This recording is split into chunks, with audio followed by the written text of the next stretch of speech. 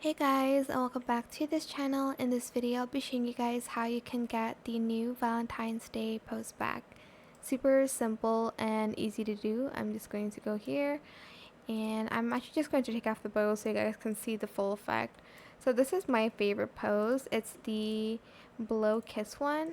Oh my gosh, it's not working on free play right now, but okay, it's there. So to purchase it, you're going to select this icon and then you're going to select this button and then select Valentine's post back and you're just going to purchase it. Unfortunately, I can't show you the preview because it's not working currently on free play. Hopefully they fix this soon, but yeah, that is it for this video. This is also new. I hope it was helpful for you guys.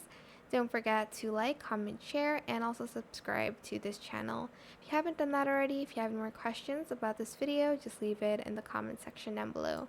I'll try my best to answer them all for you guys, and that is it. Thank you so much for watching. Bye!